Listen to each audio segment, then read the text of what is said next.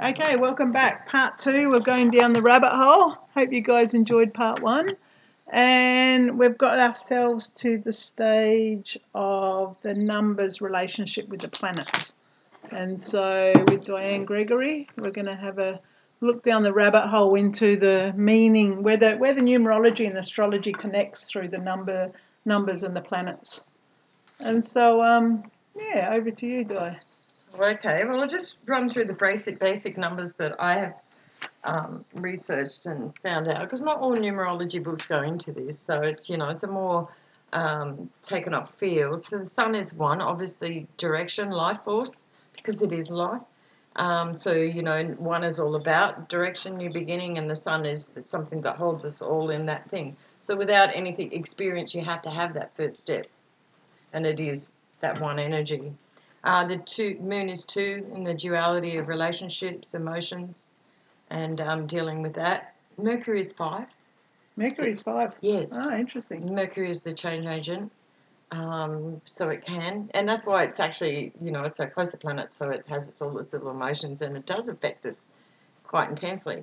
Venus is 6, which is natural, because 6 is family, community, harmony, family, 6. Sure. But other harmony too. Because Venus does want harmony. Mars is 9, which is interesting, because if you look at a numerological grid, at the top right into the next jump is 9. So it's like the Mars arrow, it's the glyph, it's going forward onwards. Jupiter is 3, which, some people can dispute, and some planets do have 2 numbers, and I'll get into that at a later date without getting carried away, but these are the basics. And 3 is connection to spirit, so it's joy and creativity, and also that frequency of connection, trine in astrology. So, and Jupiter is all about expansion, and so that to me is divine expansion. Comes from that connection with spirit. So yeah, I could see Jupiter is 3, and it's all growth. And what happens when you create, you grow. So Saturn is 8, and interesting about Saturn, because it's such a strong planet, but it also 8 is such a strong number. Infinity, and it's 2 circles, it's balance, it's all these things. It's such a powerful number. It can't be broken. So I see that as Saturn relating to that in a nice way.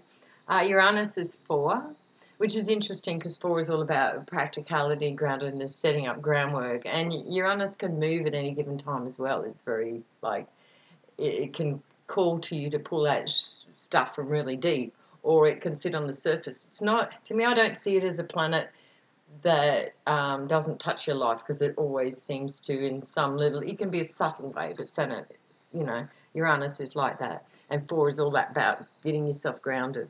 Neptune is 7, so that's the mystic, which is also, 7 is the witch's symbol. It's learning, teaching, magic. So it's all about that mystical aspect, which is really nice. And I see Neptune very much that way.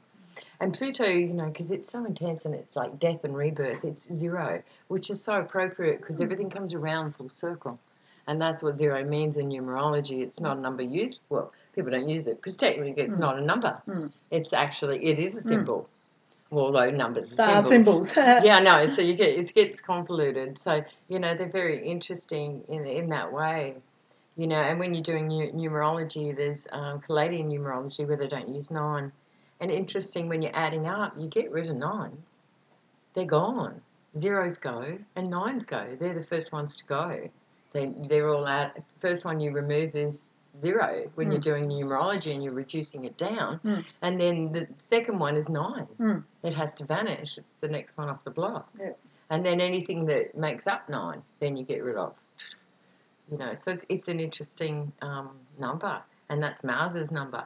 And it's like, get on with it, get them out of the way. You've done that process. Where are we going now? Yeah. And so going back to number 8, Saturn. Yeah. I find that very interesting, because a lot of astrologers are talking about, we're going into this Aquarian energy, that it's bringing a higher vibration or higher frequency of Saturn out. That's different, being influenced so highly by Uranus. With the Aquarian energy. Can you just expand a bit more about Saturn, the connection you found between Saturn and number 8, the connotations, the similarities?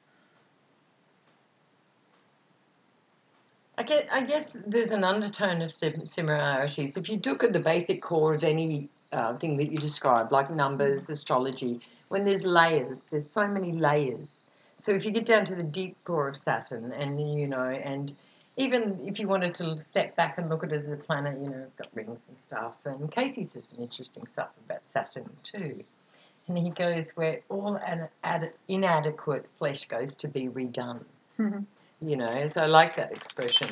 So how do can the structure? Sure. But isn't 8 strong? It's strength. That's one of its key words, is strength. But also that ability to just get on with the job and get something done. Mm. That's where I see it's really definitely very 8 with Saturn. It's like, get on with it. We're on a mission. And I think when Saturn returns, you straighten yourself up, don't you? You make sure you're back on track. And what's more on track than infinity? It doesn't stop. It's continuous. It's in free flow. So they have all those abilities, but you could join anything up with anything if you really wanted to. True. And what sort of research did you do to get these numbers? Was it from your own experience, or you found a few authors that added to the flavour? Well, I didn't really. I had to really research numbers. Right. And astrology. There's actually no real information out there. So I just got the basics, and then I also meditated on each thing that I was given, and like, how did I feel? What did I know about that planet and that number that I could correlate their connection? And it just seemed really, after a while I found my own thing, and then I found contraindications on the net, but then I looked up certain books, and then you can see that through the tarot too. It's in the tarot. And so for people that wanted to go further into this, who are finding this aspect of numerology quite interesting, how could they get in contact with you? What have you got out there that teaches more about this? Well, I have a numerology page on FedBook, but at the same time, we've been talking that it's time I started teaching this, because I did apply to do Woodford, and they had wah. So, but I'd like to do that. But you can contact me on Numerology for Today's World. I have a Numerology for Today's World, and that's on Facebook. Yeah. FedBook, whatever you want to call it. Yeah. For now, but we'll have a link through our webpage to Diane as we continue to evolve and develop and it. anyone who has an expression of interest that they'd like to do, even a personal course in it, just even learn their own, because once you learn a basic, it sort of, it goes, oh, I've learned something, and then you will. It's like astrology. Can I have a look at your chart? Not because you're nosy, but it's a great thing to play with. Numbers can be really fun, and especially when if you're an astrologer and you're not linking them, and I'd have to ask why. Because to me it's very much part of it. But then again, I do soul readings, so I'm sort of like to look at the big picture. But it is fun when it's mixed with astrology, for sure. Okay. Yeah. And so continuing to go down the rabbit hole, where are we up to? I can't remember. Well, we've looked at the numbers and planets. How about symbology while we're on this topic? I mean, we've been looking at this morning at this collaboration of 3 Vesica Pisces with a circle joining them. And it's quite interesting, the meaning behind this symbol. It's quite phenomenal, because what you've got is you've got the trinity of the masculine, feminine, and the child, or the creator, whichever one you want to denote it as. And they're coming together equally in 33 and a third. How do they explain it? 33 and a third units for each Vesica Pisces. And then you have this circle that joins them together. And it's quite interesting. Who's the author of this one? That's Magenta Pixie. Oh, Magenta Pixie, she's great. on YouTube. Great. And I think she's got a Facebook page. Right, and so her interpretation of the triquetra, also known as the Celtic knot, is that it's a holographic form, a quantum version in holographic form. I mean, which is so the case with so much sacred geometry and symbolism that we see out there. But for those not aware of symbolism and its meaning, how would you, Diane, explain the flower of life? What does that mean? Oh, it's a dance through the universe. That's how everything is connected. You remember watching a documentary on the 6 degrees of separation, and they could show you at any given time that you were part of something or connected to someone else in some way. And I always saw that was always a ripple effect. Everyone you touch affects someone else in a positive way, and in a negative too. But, that's if you feel there's a negative. But anyway, so, everything's connected, and the flower of life is a dance, and it's a dance through the numbers, creation. It is creation. And so that's why the flower of life is the creation symbol. It's the connection that we have all together, without exception. Even the people you don't like are part of that. So it shows the connection, unity, love. It's everything. It is.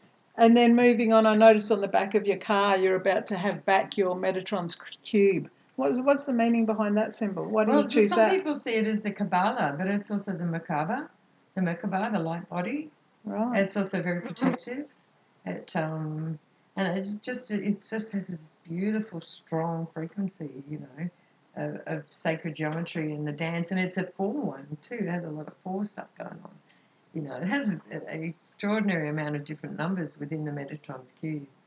So we don't use numbers half the way we really should, or should, would benefit from. That's right. And those unschoolers out there, have a look into Jain Mathematics, Jain Mathematics. He's got some amazing sacred geometry and magic number activities that you can play and come to understand numbers for what they really are, for the symbols they carry. Highly recommend his work. And so going on to the Pentagon, I mean, that's always an interesting one. Yeah. What would be your interpretation of the many angles of the Pentagon? Oh, it's interesting. And to me, there are different flavours for the different number. So, how many sides have they got? That's the energy number-wise you're working with. Like triangle 3. I mean, really basic, but free-flowing, joyous, creative. It has so many possibilities to go from there. Not even 1 to 2 in that whole, or how it all comes about. I just see them all interconnected dance between numbers, sacred geometry, everything around me. Yeah, and the Pentagon having those 5 points, and it's held so much significance. Man too. Well, okay, it's held so much significance over history whatever we know history to be, in connotation with the esoterics and with the deeper and darker, angles of everything. Oh, it's been used against it. It's actually that whole nice energetics of, that's right. The man. Yeah. Is it Leonardo da Vinci? That's it. Who did that? Yeah. Yeah. And Drumvello Melchizedek depicts it so beautifully in his graphics. Yeah. Yeah. Yeah, it is. Well, it's like the swastika in the Vedas, in the yogic teachings. It actually faces the other way and brings good luck. And so for those that have travelled in India and Nepal, and I'd say potentially Sri Lanka, but I haven't been there, you often see this symbol above people's doorways to hold protection for them. I mean, symbology is just insane. The first level of consciousness, to draw each of these sacred symbols is a meditation in itself. I know, like I did a painting over 6 months of the flower of life, and I used colour and I made sure it was specific and exact, and it was phenomenal. It was almost like I felt, and this sounds really weird, but I felt like my DNA adjusted as I was doing the painting. Yeah, exactly. And so with the symbology, to draw it is a whole other experience. Not just to look at it, and to have it present in your living area, but to actually draw it. Well, I had the flower of life put on my back in India, and as the guy is tattooed, and I'm sitting like, you're soaking this in. I said, you're really getting the energy of this. And he said, yeah, I can feel it. It's really powerful. So, it's nice to have those symbols, That's right. It's like I'm eternal. Even though, I might leave this, rental car or skin suit and go to another realm, I'm still eternal. And I feel that that's what the flower of life does. It reminds you that you're always going to be connected no matter what. Yeah, well, we can actually say that we have reached a level of consciousness now where we are going to be in awareness for infinite time now. That we're finished with death. Death being the leaving of this vessel and moving into some other form rather than an ending. Which changes the whole outlook on everything, because given that we're here forever, starvation is no longer an issue. And then we come into the teachings of like breatharianism and other ways of existing. Yeah, the way we used to. It to. opens it right up. It opens the possibilities of ways of life to be so different. You know, the Tibetan Buddhists got into this as well with their Book of Dying. Yeah. You know, they believed that all of life was about preparing for death, because that's when the true experience really happens, when the soul moves back into Yes. spirit. You know, the soul's only here for a journey, for a moment in time. And being such a dualistic energy that we have on this planet Earth, in this frequency, it can be very emotionally, what would be the word? Well, it's intense. But it's intense. Edgar Casey says the Earth is a testing realm. That's right. So, you know, in that sense, the Earth is where we play out our soul development. So at the end of the day, we can go, when we make a decision on something, yes, I am that way, I chose to be a better person, or I chose to be a dickhead and drive my car over this cliff. You know, it's all looking at what we experience and how we handle life is how we, you know, I'm only here for a short time, you know, and it's, I get tested. Well, I'd like to think that I've done most of my tests, but, you know, clearly life is here to be learnt. And we can stop at any time and go, well, want to get off the ride. I wonder if it is that we're here to learn, or is it we're here, with the new evolution in energy and where we're up to, maybe now we've shifted into it's time to experience. Because I don't know about you, but like I said before, since the 21st of December, I'm not feeling really any need to explain things through good and bad. I'm just finding them to be sensations and experiences, you know, to the level that I don't feel emote in that way much anymore at all, you know. And so I feel like the new frequency we're moving into is very objective and very more, we're having experiences. Our soul has just taken this massive leap in consciousness, and it's changed from where we were before. And so those still staying in the suffering have clearly divided and stayed on that side of the fence. You know, there's this clear division now. And so with this infinity in front of us, and with the objective view, it's quite exciting and daunting all at the same time where we find ourselves now. Yeah, it's a bit daunting, but I noticed through the 11 frequency that by looking in an illuminated state, my vision of what I saw was so different. It's so much more interesting too. You know, totally. Life, even the smallest thing, became really interesting because I'm in observation of everything that, you know, my eyes can see or I can feel, or, you know, what I just know within. It's like, oh, you know, what did that feel like? Oh, isn't that a trick? And it was so much more fun. You're so more removed from it. But I've been in the black and white thing, you know, like a long time ago. I started to look at things through different eyes and like, well, is that good or bad? And someone that really helped me with that was John Lamlash, because that whole archonic energy and it's, you know, dark and you know, how we're meeting it and all that sort of stuff, but realizing its purpose was really good, was in an ultimate state to raise consciousness. So I thought, well, you know, it's like the twin pillars when you're walking down into the underworld in, you know, the tarot, like the high priestess and stuff like that. You walk into that underworld, and you know, you've got a black and white pillar. You're looking at things through, you know, positive versus negative, because you need, in a battery you need both. So that always found that fascinating. Well, in a battery, you know, the negative's a good thing, so we need it. You know, without earthing and all those things, we zap. So, you know, it's like if I sit back in observation, there's so much of a big picture going on behind everybody you meet. Like there's a ripple effect of, you know, you meet them again and you've known them before because they've gone off into this whole ethos of learning. So, you know, everything is an experience. At the time, it's painful.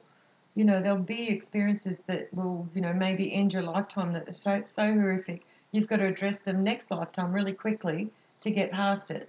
But you learn from that because, you know, Casey also says that very few souls don't grow. We might have the odd lifetime where we go backwards. We might get consumed with money and, you know, working for, you know, Bill Gates, who knows. But, you know, we might do something that is against our soul growth. But we needed that too.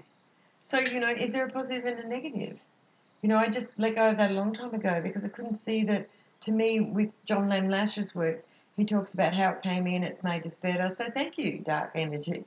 Yeah, we need you. Yeah. Great Spirit told me this story how we've got the light and the dark coming up at the, it's evolving and transcending at the same time, but it's coming closer together. So that we've come to this place, and we've already met this place where it's actually come so close together that it's all just become one. And so this is where I'm finding myself, that it's no longer good or bad or horrible and blissful or joyful. Or there's no more extremes, because it is just one experience that's been had, through different layers. And it appears that although I know we have the ability to create and the hologram of the layer we want to sit on, there is also a soul contract that we've already signed our name to, which means that we're going to be pulled into some of the layers we may not choose if we were the creative choice person, making that choice. Yeah, so it does bring up the question of free choice. It's an interesting one. I was listening to someone on Veritas the other day, Veritas Radio, and he was saying that a lot of the extra dimensional beings, there's one particular race that actually took that freedom of choice away from us. I don't know if you've heard this, and it's to do with the reptilians. Yeah, this is actually one of the few planets that is a free will planet. That's right. Yeah. And it has to be to have the true experience. And yet it has been, one of the, I'll find out who the name is and put it up on the post, but they've hijacked that free choice. And it's to do with the greys, to do with the reptilians. And I've actually got a story to share about the reptilians. I met a fella in Thailand once, and hopefully one day he'll hear this. And I did an interview with him. He was a reptilian, and he was open to talking about his whole experience. And as we talked, we found ourselves in a place where we both remembered that we'd been together before. Because I can clearly say I'm fully Arcturian. I'm 100% Arcturian. From the Boots Galaxy, you can't see it. And Arcturus is not actually the name of the place where I come from, but it's within the Boots Galaxy. And anyway, we were seen as we came in as the manipulators of genetics, a bit like Bruce Lipton, cellular biology. But it got out of hand. I remember once having a meeting with this particular fella who was reptilian at the time, and I was in my full Arcturian energy. And we actually handed over a contract to them to give them freedom to work within the project we already had in place. And that's when it went to pot. But it wasn't until years later that we realised what had happened, and it's quite an interesting story, because the reptilians didn't begin in the darkness that they are now, and there's never been any emotion within them anyway, very similar to the greys. Yeah. But there was some soul level at the time when the Arcturians connected with them that's since gone, which I find fascinating, that it can actually go. Well, I guess, love fades, doesn't it? Yeah, but the soul's always true. Even your enemies, you can see the soul. It's interesting, because I had, this whole experience that I've travelled through so many of the planets of different energies, and some, not much to my liking. And so, but do I have to hold on to that? It's in there. It's in the memory bank. You don't have to live it. No. It's like the knowing of, experience done. But have you come across any entity, person, animal, being that's had no soul, that you could truly say has had no soul in your experience? No, I don't feel so. Yeah. I've had people that I felt were soulless. Okay, had less of their soul apparent. We can choose to bring in a certain amount. We can live a mundane, just basic existence just because we want to help out and fill in, as Dolores Cannon says, fill in, I love it. And I see those people as just, I'm having this experience. They don't even question it. They're automatons, they're like robots. They're just, I'm doing this because I need to. I'm part of society. And they can live in the city, those people, where you and I just need that space and country and quiet, because their senses aren't on overload. So they're having just this basic existence. I wouldn't say they're soulless, but I'd say they choose to have a lesser experience, At for whatever soul level. Yeah, and some of them might choose to be rich because they've done 12 lifetimes where they've done it really hard. Can I come in just once and have a bit of fun? Because to me, I really love to feel that that's always an option. And they say that you can choose. We in that way. Free will. Free will. It's all free will, and So, but I see a lot of people like that. I just look at them and I was like, what's going on? And I often find a lot of people that don't like eye contact. I'm always wary of people that don't do direct eye contact. Yeah. You know, for some whatever reason, either they're shy and they don't want to. Okay, well, you know, and then they're not lower beings. They just got a lot they want to keep. And there's a lot of stuff out there right now that's really clouding people from connecting their soul. You know, the basics, and, you know, you can do your own research, fluoride, chemtrails, vaccinations, EMFs.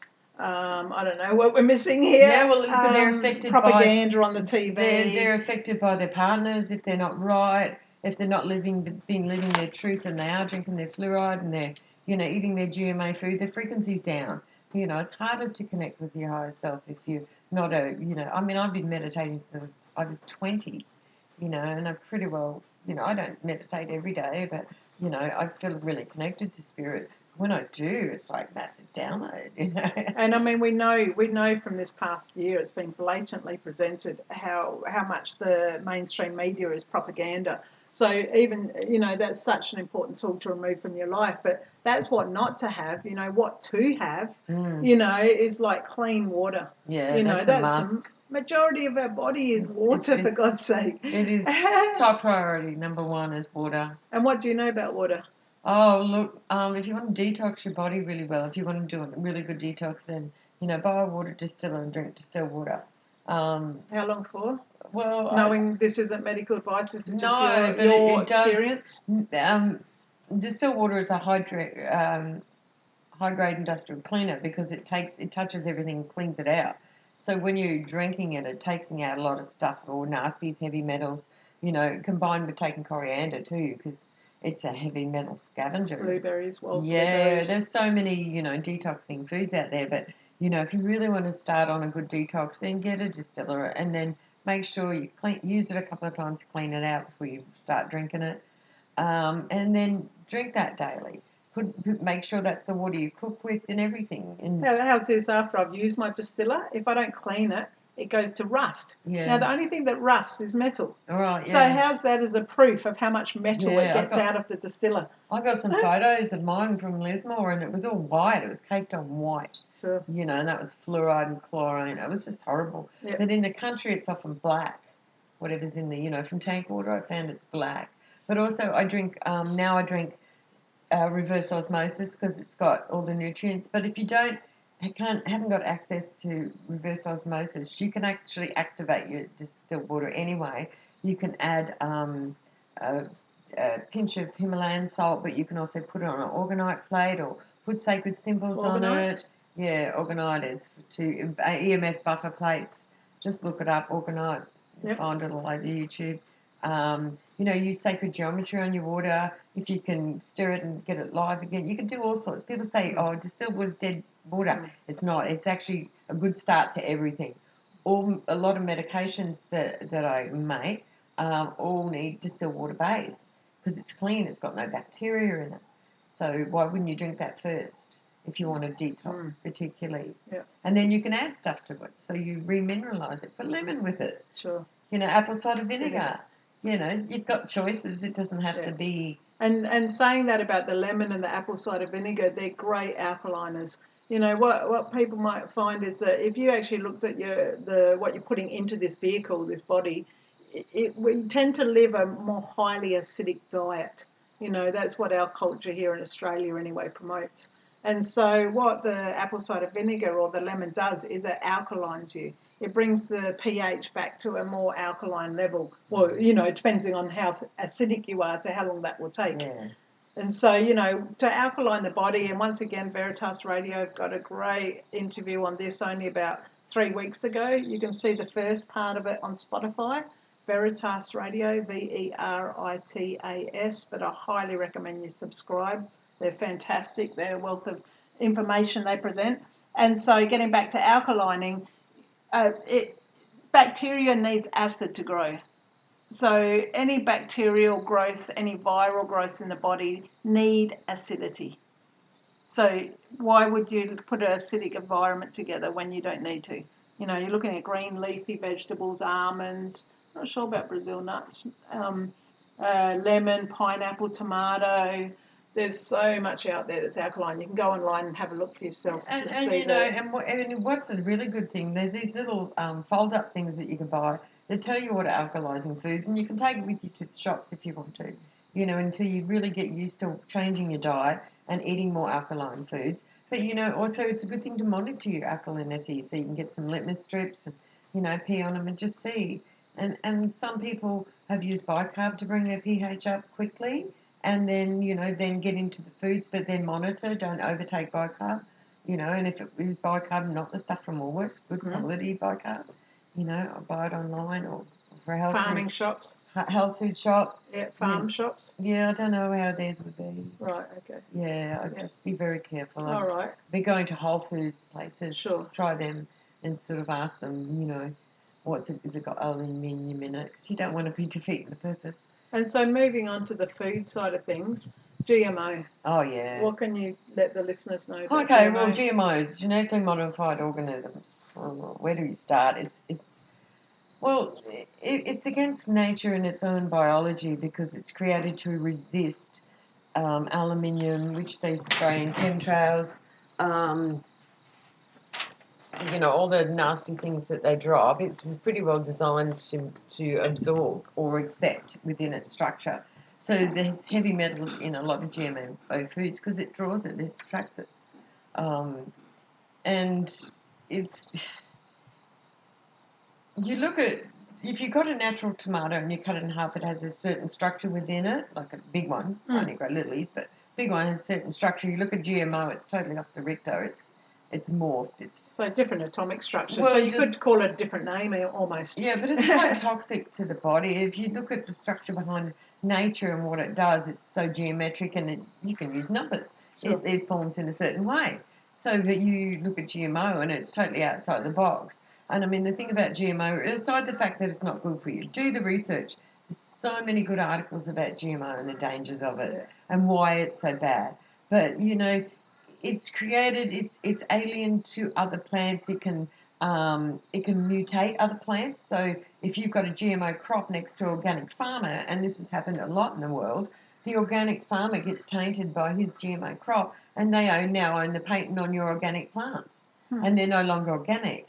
Farmer out of business. This has happened worldwide, and I'm sorry, but Monsanto were the creatures behind it, and then Bayer backed them up. Well, I think Bayer ended up buying them out. Yeah, they did. Because they needed to change their name. So I just went, Bayer the Slayer, I had to give them something. Bayer the Slayer. Because and so what's the effect on the body? What sort of symptoms would a person be looking for in them from GMOs? Well, if you get into nanotechnology and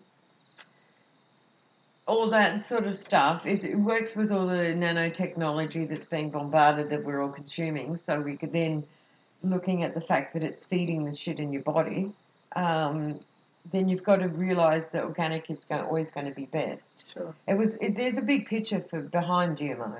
It's not just what you see. To make money, make it more efficient. No. There's so much more. I mean, that's just there's some amazing speakers on it. I don't get into technical terms because I do research and I go, okay, I know that. Well, the nanotechnology has been brought up with the vaccines as well. Oh, totally. It's a major component for why most people won't choose to get a vaccine. Yes. It's because of the nanotechnology. And so getting into the understanding for those that don't know what nanotechnology is, how is it dangerous to us? Well, it's all a part of the transhuman agenda. So the whole process is to get you hooked on, it's an Aquarian too, get you hooked on technology, but it's also to fill your body with certain alien technologies called nanofibers that will ultimately take you over if your body doesn't reject it. So their whole idea is if they can get that into your body, they virtually have control over you. And certain people have said they need a kill switch to flick the switch and everyone becomes a puppet once you've got enough of this shit in your body. And this is why detoxing is so important. Get anything foreign matter. Regardless, we could get into what's behind it, but there's a huge agenda. It's all about transhumanism. It's all about making you transhuman So regardless, well, if you don't know now after this year of COVID, then you're probably not going to be one of the ones who do know. Yeah, some people are never going to that's have. Right, and that's okay. We're all where we're meant to be. Yeah. Yeah, and you've got to have an open mind. And okay, I guess there's that when you step back from everything and go, oh, this looks all sinister. You know, there's some evil people behind it. I mean, you couldn't write a movie about this. You know, we live in the movie. You know, they already did. Yeah, exactly. You know, we could be just a movie experiencing ourselves in real term. Who knows? With the actors, you know. Well, it is all drama, isn't it? So, you know, I mean, research nanotechnology, research smart dust, get into smart dust, Yep. do some research, find out what they're dropping in chemtrails. So it's barium, strontium, cadmium, lithium, aluminium, smart dust, nanoparticulates, blood, and a lot of other stuff. And then the food that you're growing that's out in the sun and it's drawing that energetic field in. So it's on the food. So, but it also changes the structure of the plant. It's to grow fast, not so it doesn't reproduce. You know, it's that whole. So it's own fertilizer. Well, it's just a whole, you know, another story. And then, you know, if you've got this in your body and their ultimate goal is they want us virtually to turn us into robots because they can't feel. Yeah. You know, I mean, we're robots about choosing. So it's a big, big agenda. So I always say to people, just detox. Detox. Yeah, I've just been eating really well to, you know, people say to me, I can't afford to eat organic. And I always say, you can't afford not to. That's right. You know, like love and honour yourself. That's part of it. Eat well, you know, and go, oh, it's okay. I can pay an extra $3. Well, you find you don't need as much. You know, people think they need the same quantity when they get organic, real food. And you actually need less because it gives you so many nutrients that your body isn't quenching for more. Yeah. You know, and you find a drastic change in the amount you eat when you go into high frequency food. You know, because it's such good value for such little amount that you can't actually eat a lot of it. Yeah. It doesn't feel right. Yeah. And the life force is so different. That's right. You know, somebody said to me, and it's really true. If you're a meat eater, and I'm not having anything against meat eaters, but, you know, ultimately, if you are eating meat, please bless it and thank it for its life. Iti ducky mas. Yeah. But if you eat a plate of beans, each bean has a life force. Whereas when you eat a steak, it's only one life force you're eating. So, you know, energetically, it's that whole, you know, thing. And it's just like, well, I am going to eat a plate of raw beans. Yeah. I wonder why I feel so good. Okay, well, we might finish off there. Yeah. Yeah, beautiful. Any last remarks? You've got about 1 minute. He's timing me. Ask me, walk in peace and love and light. Nice. Amen. Namaste. Love to you all. All right, ciao for now.